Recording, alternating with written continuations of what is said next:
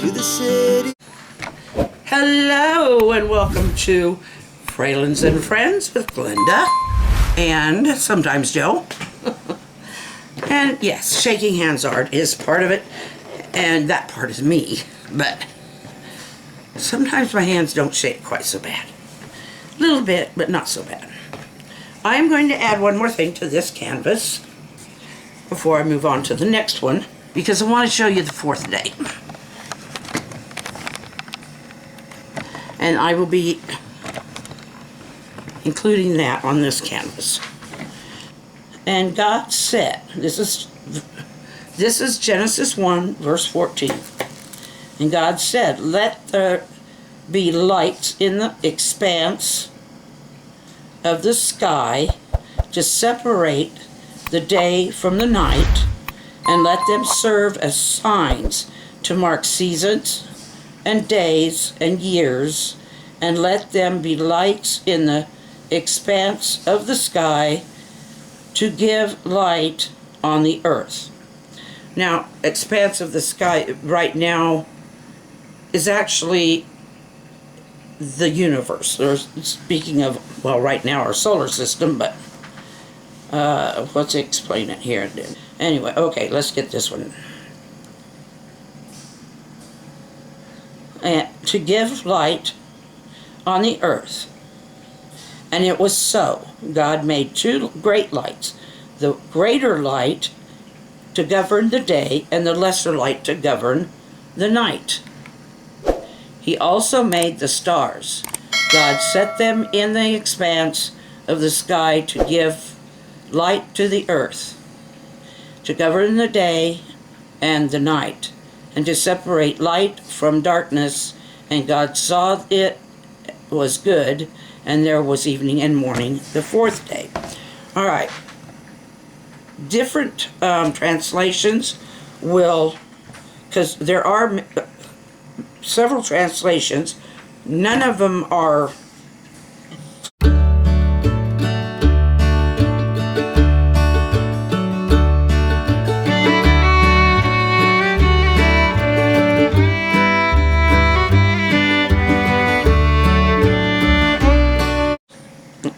it's a matter of how they chose to use the words on it. So, anyway.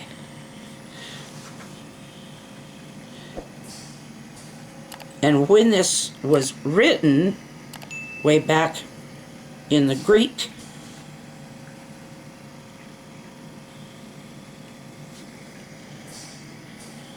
well, Aramaic, Hebrew, and Greek,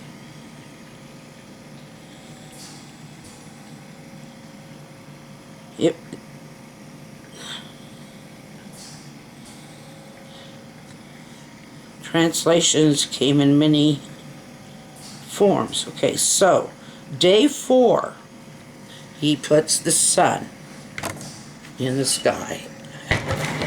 Forgot, I almost thought I forgot to put water in my pot, but I didn't, thank goodness.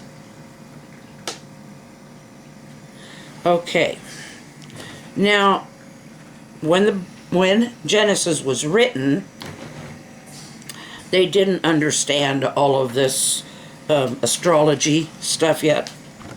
So astrology is, that mixes me up, because most ologies are science. But anyway, okay, the moon, which was considered the lesser light,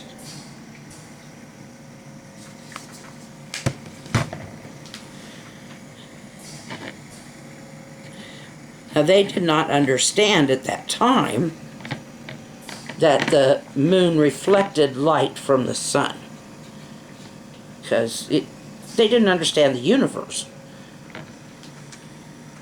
at all when this was written. This is the beginning of Earth. So, okay. Hopefully I got this darker than what's there.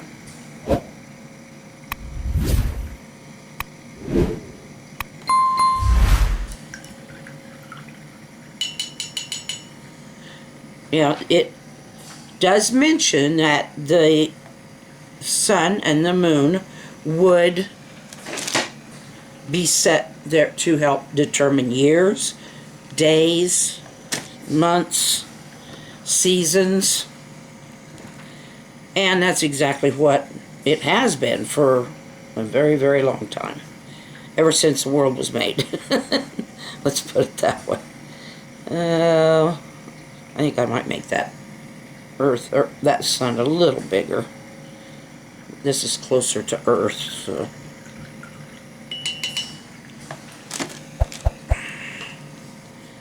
And another thing is the room on the canvas.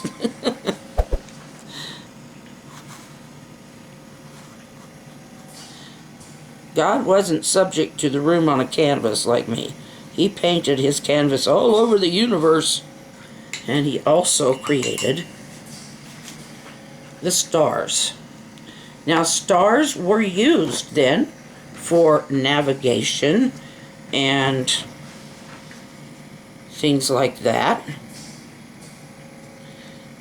In fact, for many, many, many generations, thousands of years, even after Christ was born, the stars were used through either a sextant or something. They didn't, I don't know when the compass, when it was invented, although now we've learned that we can invent a compass very easily with a leaf, a little bit of water, a leaf, and some kind of pin. Okay, I don't know where the North Pole is right now because of the way I've drawn this, so I have not done a dripper, as the kids call it. I haven't done a dripper, big or little dripper. That is day 4. I'm going to plug this battery in after the other one is finished, and I will be back after this dries, and we'll move on to day 5, which is this. This is when he fills the seas with fish and other things. What a supper! Yep, that's what you lost me to there for a bit. Joe made tacos for Taco Tuesday. I am stuffed. I ate 2. He brings me 2 and I think I'd eat 2. Anyway, I'll go over this one more time before we move on. And creation, he created the world, and the Spirit hovered over the waters of the deep. Day 2, he divided, or no, this is still day 1. Okay, sorry. He divided it from day and night. So, but this was, we didn't have a sun and stars and all that yet. But he called for there to be light, and the other half would be dark. Now God is omnipotent, and he has powers I can't even think of. So I'm not going to argue with him. Okay, and day 2, he separates the water from the water. He puts water in the air around the earth. Now that may have been in the form of clouds. I don't know. I just did it this way. I just did. That was the second day. On the third day, it starts really getting colorful and interesting, because on day 3, he divides the dry land from the water. He brings the dry land out, he makes the dry land appear, and the water he puts separately in oceans and seas. Okay, then this is still day 3. On the dry land, he speaks into existence vegetation. Now, if you've ever grown even a garden or a flower, you know that it takes work. It takes care. And God just said, let there be trees and fruit bearing their own kind. And so he created all of this so that what was coming would be able to have all of that. And he commanded that it would make its own seeds so that it could make its own, it could reproduce itself.